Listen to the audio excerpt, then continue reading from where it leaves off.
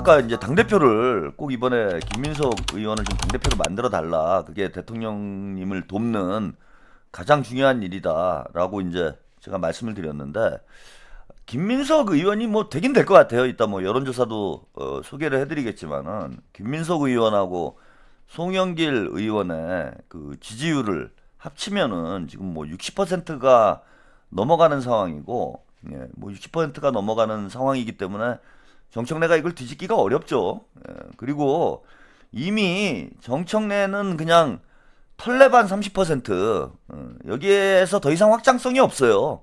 아무리 열심히 해도 안 돼. 이제 정청래는 털레반에 갇혀버렸어. 한마디로 딴지 게시판에 스스로 유폐가 된 상태라고 보시면 돼요. 그래서 뭐 김민석 의원이나 송영길 의원의 지지율은 오르락 조금씩 오르락 내리락 하긴 하는데, 정청래는 거의 고정이에요. 20 한 뭐 7, 8%? 이 정도가 거의 고정이야. 무슨 여론조사를 하건 정청래가 30%를 넘는 그런 여론조사가 거의 나오질 않습니다. 그래서 그냥 털레반 감옥에, 털레반의 동굴에 갇혀버린 상태다.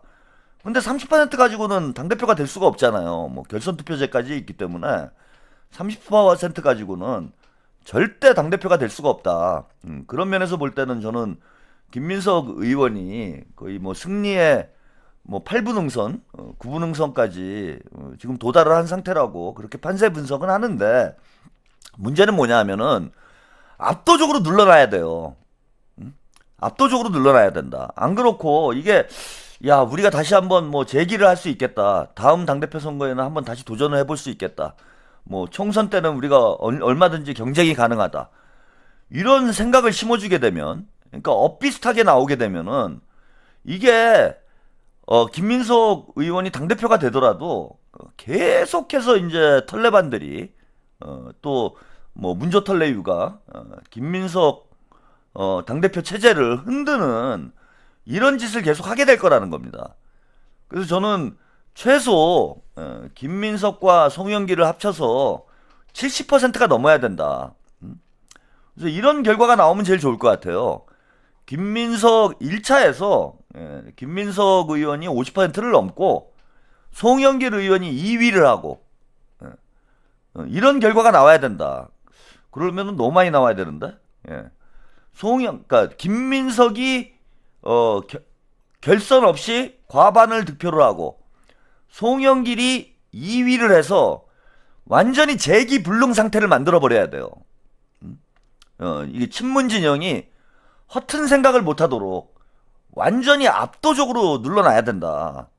그래야 우리 이재명 대통령님이 탄력을 받아서 국정 운영에 전념할 수 있는 상황이 될 거라는 거예요. 그런 차원에서 이제 제가 말씀드리는 승리라는 건 그냥 김민석이 당대표가 되는 그걸 승리라고 저는 보는 게 아니고, 압도적으로 눌러야 된다. 다시는 이 반란 세력이 등장하지 못하도록, 그야말로 친문 패족을 시켜야 된다라고 제가 말씀드렸잖아요. 이번 당대표 선거에서 친문 패족을 시켜야 돼요. 그러니까 계파 정치에 종말을 고해야 된다. 민주당에는 말 그대로 친명만 있어야 돼요. 이제는 뭐 친문이니 친청이니 친석이니 뭐니 이거 다 없고, 제가 어제도 한번 말씀을 드렸는데 민주당에는 친명만 있어야 된다. 그리고 다음 민주당의 대권주자, 뭐 대통령께서 연임을 하실지 못 하실지는 뭐 두고 봐야 되겠지만은, 아무튼 다음 대권주자는 이재명이어야 돼요. 앞으로 30년 동안 이재명이 집권하는 겁니다. 여러분들은 기껏해야 이재명 대통령님 연임 해갖고 뭐 8년 하자 이 정도 목표시잖아요. 저는 안 그래요. 30년 동안 이재명이 집권하는 게 제 목표입니다. 그 어떻게 집권을 하느냐? 30년 동안 개헌을 해도 그건 현실적으로 불가능한 일이죠. 자, 어떻게 집권을 하냐면은 다음 대선 후보는 이재명하고 제일 비슷한 사람을 내보내면 돼. 간단하잖아요. 이재명을 닮은 사람을 계속 우리가 대선 후보로 만들어 놓으면 되는 거예요. 이재명과 가장 가까운 사람이 차기 대선 후보, 그 다음 대선 후보도 이재명과 가장 가까운 사람이 차기 대선 후보, 그 다음 대선 후보도 이재명과 가장 가까운 사람이 대선 후보. 그래서 이재명 대통령님이 퇴임을 하셔도 민주당에서 선한 영향력을 행사를 하고 이재명의 뒤를 잇는 이재명의 후배들, 뭐 이재명의 후계자들이 30년 동안 계속 나오는 거지. 근데 민주당에 다른 계파가 다 사라지고 친명만 남으면은 민주당의 친명만 남으면은 친명 중에서 제일 똑똑한 사람이 대선 후보 하면 되는 거잖아요. 이거 간단한 문제 아니야. 민주당에 다 친명이 되고 친명 중에서 제일 똑똑한 사람, 그 사람이 계속 대선 후보를 하면은 이재명 대통령이 계속 하는 거 아닙니까? 그거는 그런 이제 첫 그 단추를 여는 거다, 이번 당대표 선거에서. 그래서 단지 뭐 당대표 교체 이 정도로 저는 끝나서는 안 된다고 봐요. 당대표 교체가 아니라 계파 해체. 민주당에 완전히 계파를 해체하자. 이제 뭐 남은 계파를 해봐야 친문, 친청 뭐 이 정도 계파가 있는 거잖아요. 이 계파를 완전히 다 묻어버리는 걸로 이런 당대표 선거 목표를 우리가 세워야 된다. 계파 해체를 하려면 당대표 교체는 50% 이상만 득표를 하면 되지만 계파를 해체하려면 친문 패족을 시키려면요 진짜 70% 80% 득표를 해야 돼요. 송영길과 김민석과 송영길을 합쳐서 70% 80% 득표를 하면 된다. 그러면 해체되는 거예요. 힘을 못 쓰니까. 그래서 그러려면은 이제 그 지금 60%가 나오죠, 지지율이. 두 후보. 요즘에 초코송이라고 하더라고, 우리 코다리들은. 초코송이 지지율이 60%는 넘으니까 70%를 받는 게 그렇게 어려운 게 아니에요. 그죠? 한 10%만 우리가 더 끌어올리면 돼. 지금 여론조사를 돌려봐도 초코송이가 60% 이상의 지지를 받고 있는 상황이기 때문에 이걸 70% 80%로 끌어올리는 게 뭐 불가능한 일은 아니라고 봅니다. 이제 본격적인 선거전이 들어가면 저는 얼마든지 뭐 10% 이상은 끌어올릴 수 있지 않겠는가. 그래서 압도적 승리를 통해서 친문을 패족시키고 민주당의 계파 정치를 완전히 해체하는, 계파를 해체하는 그런 당대표 선거. 민주당 역사, 대한민국 역사에 한 획을 긋는 K 황금 시대를 여는 첫 번째 선거가 이번 당대표 선거였다라고 역사에 기록될 정도의 그런 압도적 승리를 여러분들이 만들어 주셔야 됩니다. 자, 오늘도 호남에서 격돌을 하고 있어요. 오늘 서남에서 상무위원회가 개최가 됐는데 전북에서 상무위원회가 개최가 됐죠. 우리 김민석 후보와 정청래가 한 자리에서 만났습니다. 와, 근데 진짜 살벌합니다, 지금.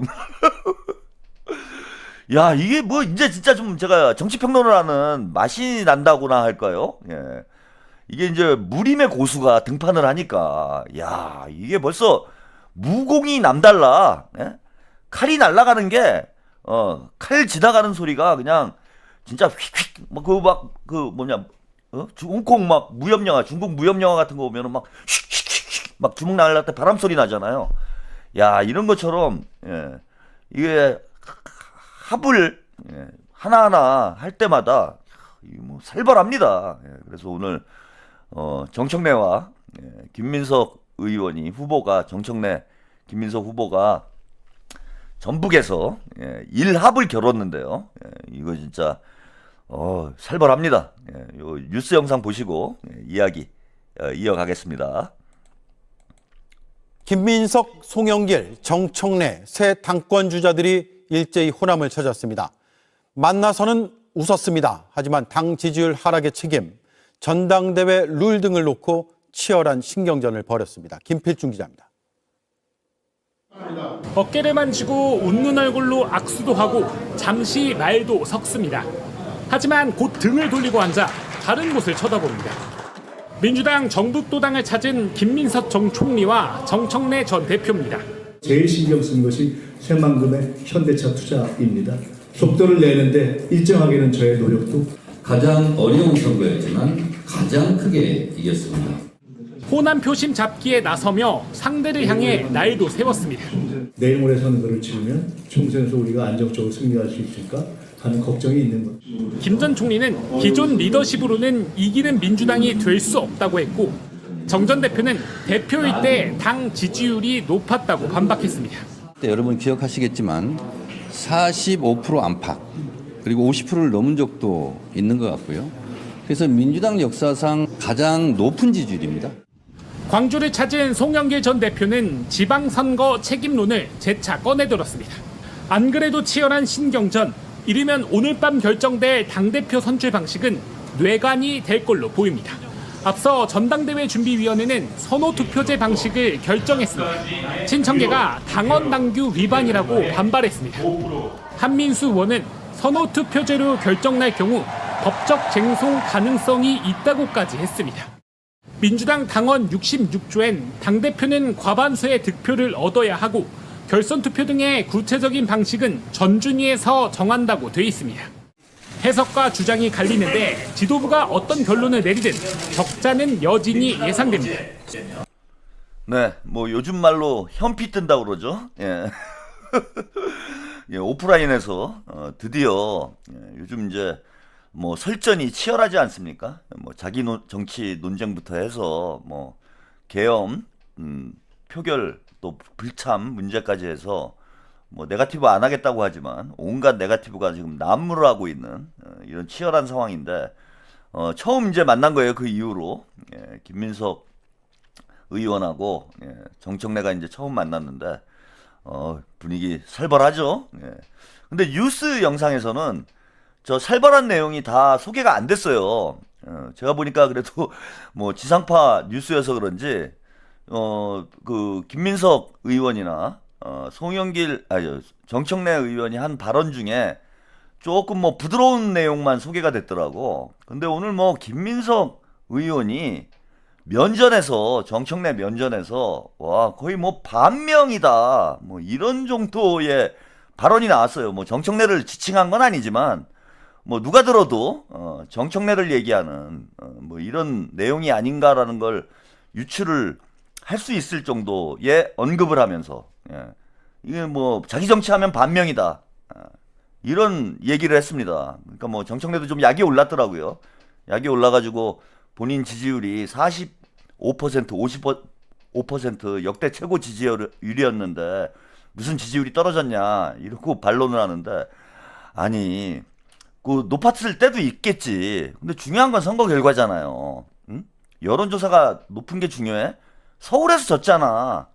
그리고 전북에서도 40%가 넘는 사람들이 유권자들이 무소속에게 투표를 했고 평택 졌고 부산 졌고 경남 졌고 변명을 할 걸 해야지. 그리고 대통령 지지율이 거의 70%에 육박하는 상황에 당 지지율 45%, 50% 나온 게 그게 자랑거리입니까?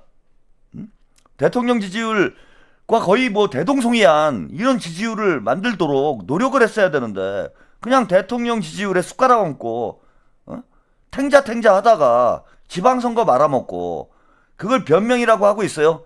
지지율이 40%, 50% 역대 최고 지지율이 나왔다고? 창피합니다. 그래서 그 원문, 그 전문을 이제 한번 들어보셔야죠.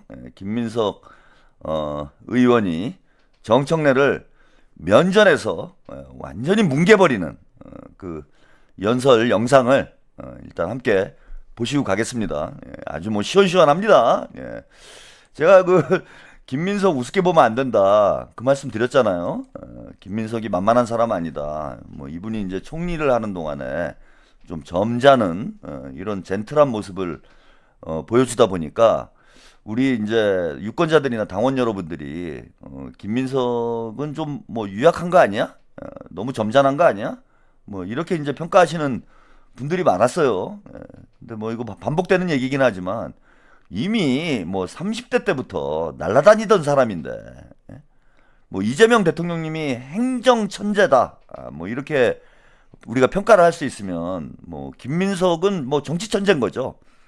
그래서 이재명과 김민석의 만남은 행정 천재와 정치 천재가 만나서 자신들이 부족한 부분을 채워가고 있는 저는 뭐 그런 상황이라고 봅니다. 그러니까 완전히 뭐 정권인 거죠. 천재 정권.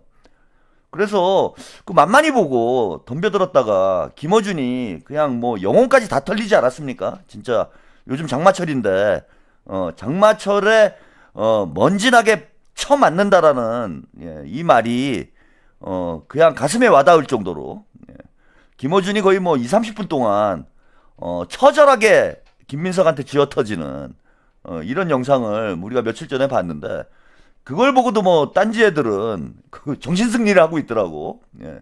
뭐 김어준이 참았대. 예, 그리고 싸가지론. 김민석이 싸가지가 없대요. 아니, 김민석 의원이 김어준보다 한참 형님인데 그 형님이 좀 몇 마디 한 거 가지고 뭐 싸가지가 없대 김민석이. 김민석이 쫄았대요. 얘네들은 진짜 살기는 좋을 것 같아요. 저도 털레반으로 살면은 일단은 행복할 것 같아. 그죠? 예? 그 지능이 모자르면은 사실은 그 행복해요. 뭐 고통을 잘 모르지. 괴로울 게 없지 인생에. 그래서 조금 뭐 그런 분들 보면은 그 천진난만한 이런 모습들이 있잖아. 그래서 털레반으로 살면은 인생은 행복할 것 같아. 어떤 경우에도 이기잖아, 지들이. 어떤 경우에도 다 이기잖아요, 털레반은.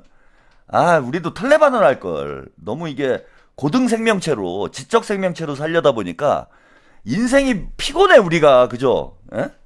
우리도 그냥 털레반으로 전향하자. 아이씨, 한 번뿐인 인생. 너무 우리 피곤하게 사는 거 아니에요? 너무 머리 쓰면서. 너무 힘들게 살아, 우리는. 어떻습니까, 여러분? 그냥 우리 털레반으로 전향을 해가지고 맨날 이기는 거지, 우리가. 제가 이제 털레반식으로 방송을 할 수 있어요. 여러분들에게 정신승리의 신세계를 제가 얼마든지 열어드릴 수 있어. 그래서 우리도 그냥 털레반으로 이번 기회에 전향할까요? 깔레반이나 하자고 우리는. 그래, 깔레반이 재밌어. 계속 까는 게 재밌습니다. 자, 우리 김민석 의원의 참교육 영상 일단 또 만나보고 가시겠습니다.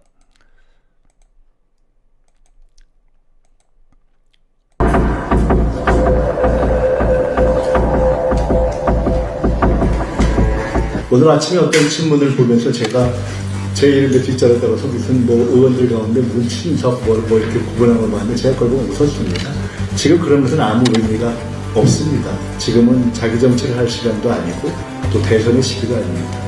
사실 지금은 오로지 대통령과 정부를 뒷받침하는 것 외에는 여당의 책무는 없습니다. 모두가 친명이 되어야 하죠. 만약에 그것에 부족함이 있다면 그것은 결과적으로는 반영이 되는 것이나 마찬가지일 것이다 이렇게 생각을 합니다. 최선을 다해서 그렇게 할 것이고 지난 1년의 경험을 바탕으로 그렇게 하겠습니다. 두 번째로는 총선에 승리해야 합니다. 지난 선거가 전국에서는 좋은 결과였지만 솔직히 얘기하면 지금 이대로 가면 내일 모레 선거를 치르면 총선에서 우리가 안정적으로 승리할 수 있을까 하는 걱정이 있는 것도 사실입니다. 승리해야 합니다. 승리를 위해서는 우리가 더 큰 통합과 확장을 해야 하고 그리고 탄탄한 선거 경험을 바탕으로 당을 이끌 수 있어야 합니다. 총선, 대선, 지선을 다 실무적으로 총괄본부장 이상의 경험을 가지고 실제로 지휘해보고 실제로 승리해본 경험을 가지고 있습니다. 그것을 가지고 다음 총선에 준비를 탄탄하게 하겠습니다. 다들 총선 승리를 이야기합니다. 총선 승리의 조건이 있습니다. 김대중, 노무현, 문재인, 이재명을 지지했던 우리의 동지들을 한 군데 모아야 됩니다. 저는 그것을 사통통합이라고 얘기합니다. 내분의 대통령을 지지했던 사람들이 반목하고 질시한다면 우리 내부의 단결을 하지 못한다면 어떻게 외연 확장을 할 수 있겠습니까? 당 안으로는 사통통합을 해야 됩니다. 당 밖으로는 통합과 연대를 해야 됩니다. 통합할 곳은 통합하고 연대할 곳은 연대해야 합니다. 이번 지방선거에서 연대하면 승리했고 분열하면 패배했습니다. 울산시장 선거는 이겼고 평택은 패배했습니다. 통합과 연대 너무나 중요합니다. 그래서 저는 필요하다면 대선 때 결선 투표제도 도입해서 각 당 후보들이 단일화의 과정도 겪어야 됩니다. 그래서 범민주, 진보, 연합, 통합을 이뤄내야 된다. 그것이 총선 승리, 대선 승리의 지름길입니다.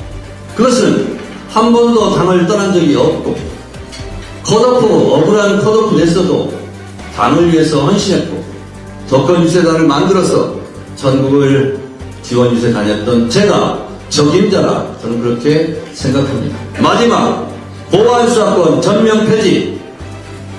많은 사람들이 의심하고 있습니다.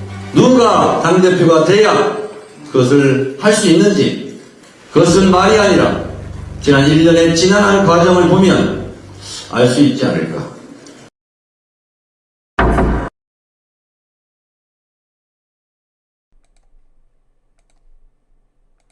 자, 여기까지 두 당대표 후보의 연설을 들어보셨습니다. 먼저 김민석 의원 얘기를 하면은요, 김민석 의원이 앞에 당사자가 앉아 있잖아요. 그 김민석 의원이 정청래의 자기 정치 때문에 이재명 정부도 힘들었고 지방선거에 패배했다, 뭐 이렇게 계속 인터뷰를 했잖아. 근데 면전에 앞에 앉아 있는데도 눈 하나 껌뻑하지 않고 대놓고 그냥 욕을 하는 거죠. 너 반명이야? 그 얘기 시작을 지금 친석이니 뭐 친척이니 친명이니 친문이니 이런 얘기들을 뭐 언론 보도에 나오던데 다 의미 없다. 지금은 자기 정치의 시간이 아니다.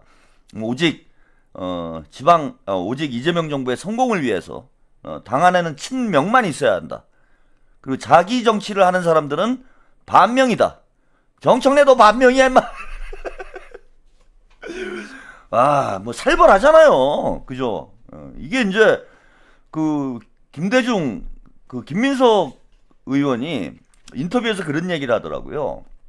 그 김대중 전 대통령께서 그 어떤 정치인에 대한 이제 평가를 하는데 이런 말씀을 하셨다고 그래요. 김대중 전 대통령께서 그 정치인이 뭐 누군지는 모르겠는데 좀 당내 투쟁에 약하다, 이런 평을 하신 적이 있다고 그래. 그래서 김민석 의원이 그때 이제 그 김대중 전 대통령의 이제 말씀을 듣고 뭐 상당히 그 깨달은 바가 있었다라는 내용으로 인터뷰를 했습니다. 정치인은 당내 투쟁도 잘해야 돼요. 당 외 투쟁도 잘해야 되고 당내 투쟁도 잘해야 됩니다. 당 안에도 경쟁자들이 있는 것이고 이런 경쟁자들과의 경쟁에서 승리할 수 있는 그런 내공이 있어야 당 외의 세력과의 싸움에서도 승리를 할 수 있는 거예요. 저는 이제 민주당 안에 그 묘한 문화가 있는데 이것도 뭐 김어준이 만든 거죠. 그 갈라치기 타령하는 거. 그다음에 뭐 내부 총질. 이거 잘못된 얘기라고 생각해요. 당 내부에도 문제가 있고 당 내부에도 뭔가 그 반 뭐 개혁 세력, 저항 세력, 이런 잘못된 적폐 세력들이 있다라면은 그 당 내부에 있는 적폐에 대해서도 정치인은 그 치열해야 돼요. 근데 민주당 내부에 있는 어떤 문제를 지적을 하게 되면은 그것이 뭐 갈라치기 세력이다, 뭐 내부 총질이다, 뭐 동지의 언어, 이래서 입틀막을 해버려. 이런 문화는 대단히 그 획일적인 정치 문화이고 저는 내부의 파시즘이라고 봐요.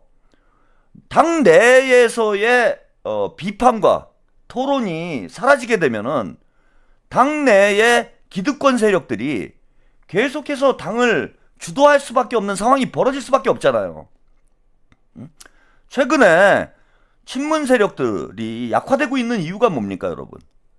뭐 문조털레유라는 5글자로 대표되지만 민주당 내에 내부 비판과 토론이 활성화되면서 우리 당원들과 유권자들이 과거 민주당의 기득권 세력이라고 할 수 있는 그런 친문 386의 실체에 대해서 정확히 인지를 하게 되고 이재명 정부의 성공을 위해서 과연 누가 당을 이끌어가야 되는지를 우리 당원들이 깨닫게 되면서 지금 변화를 하고 있는 거잖아. 근데 지난번 당대표 선거 때 어땠어요? 다 친명이다. 싸우지 말아라. 응? 우리끼리 왜 싸우냐? 갈라치기 하지 마라. 심지어는 비판하는 사람들을 이번에 뭐 유시민도 그런 얘기를 한 건데 당 내부에서 내부 비판을 하는 사람들을 작전 세력이라고 그래요. 뭐 리박스쿨, 뉴박스쿨 그러잖아. 문재인 까면 리박스쿨이라는 거야. 문재인 까면은 작전 세력이래요.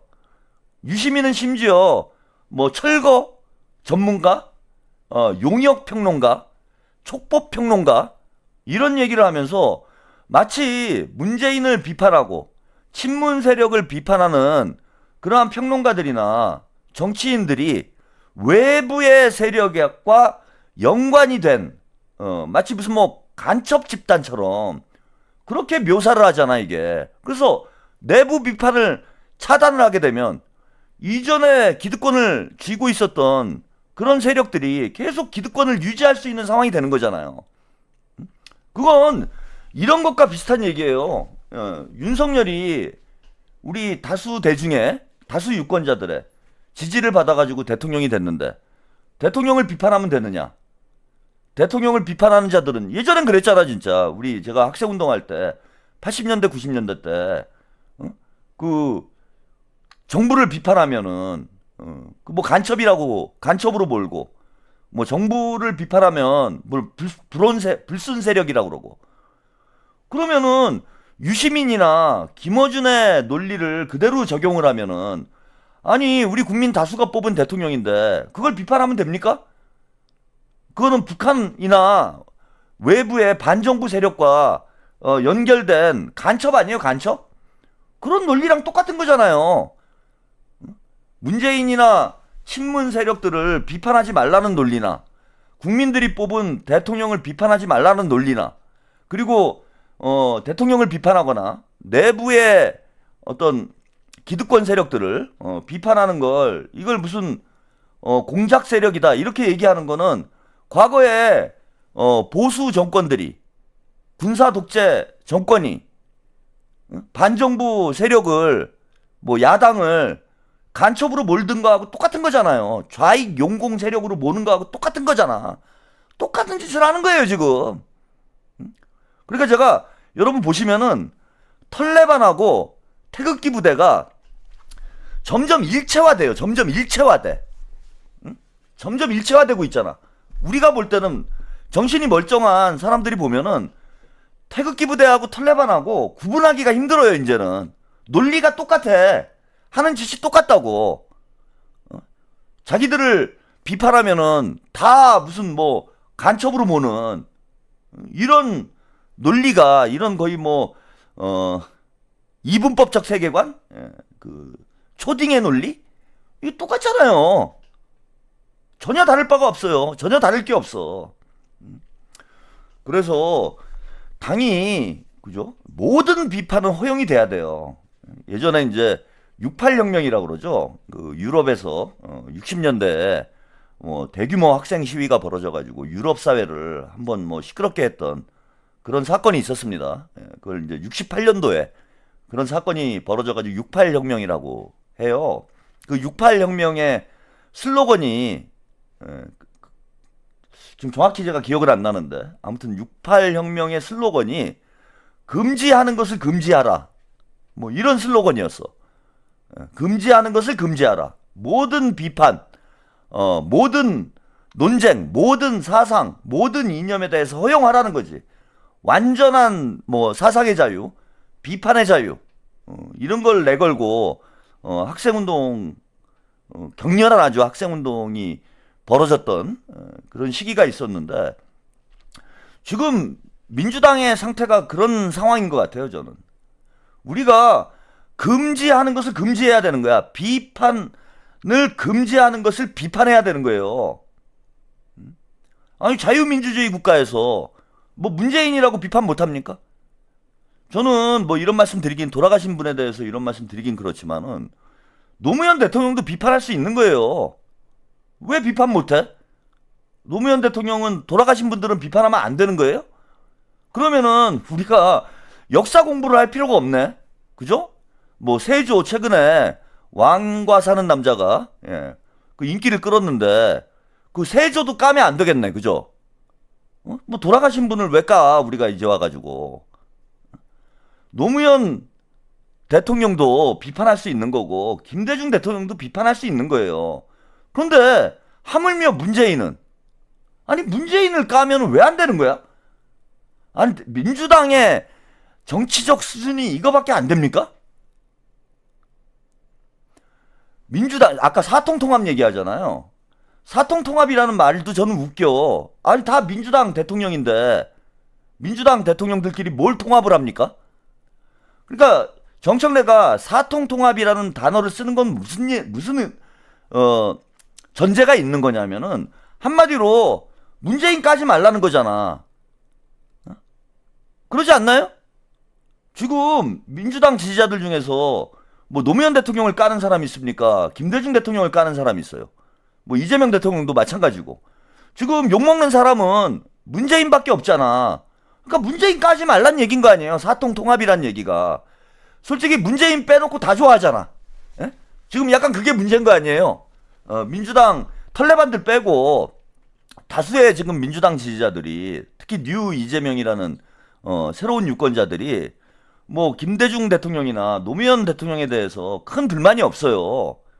그냥 문재인에 대해서 지금 좀 불만이 있는 거잖아. 그래서 문재인 정부에 대해서 우리가 한번 냉철하게 그죠? 평가를 해보자. 이런 분위기가 형성이 된 거야. 그래서 뭐 문조털레유라는 단어까지 나온 겁니다. 근데 문재인 외에는 까는 사람이 없으니 그 사통통합이라는 얘기가 결국은 문재인 까지 말라 이 얘기밖에 안 되는 거잖아요. 아니 문재인 까면 안 되냐고. 아니 저는 이재명 대통령도 깔 수 있다고 생각해요. 그건 우리 당원들과 유권자들의 권리야.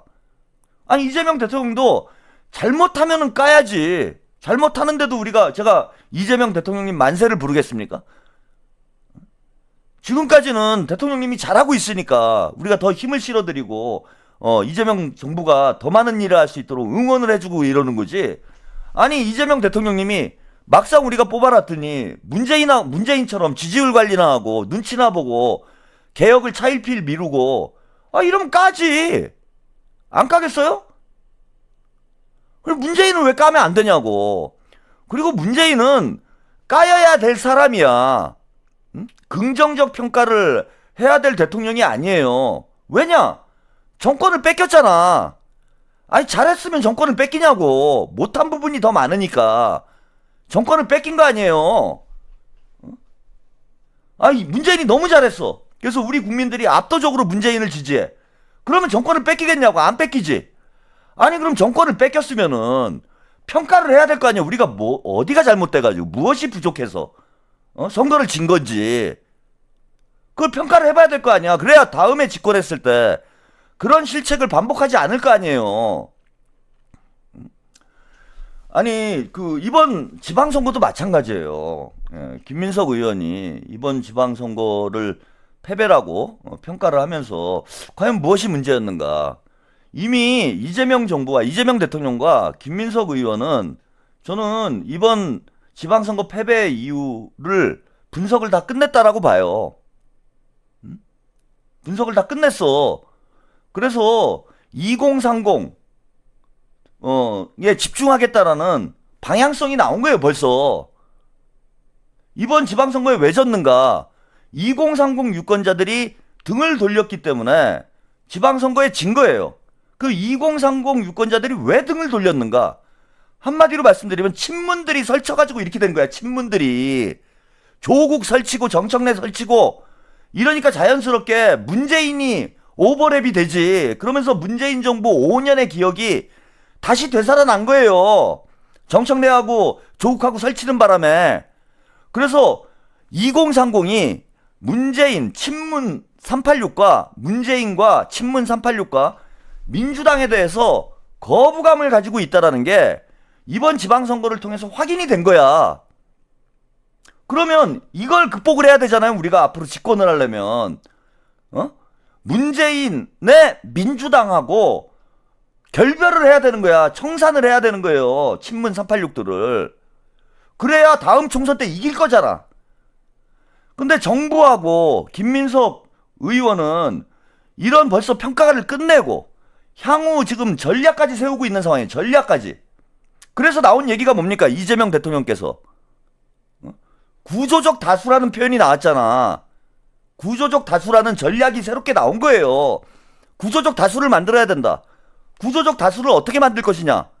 이미 민주당을 압도적으로 지지하고 있는 4050에 2030을 더해서 구조적 다수를 만든다가 이재명 정부의 새로운 전략인 거야. 새로운 집권 전략인 거예요. 그리고 김민석 의원이 강조하고 있는 부분이 그거예요, 지금. 구조적 다수로 가야 된다. 세대 연합론으로, 그죠? 대한민국의 유권자 구조를 바꿔놔야 된다.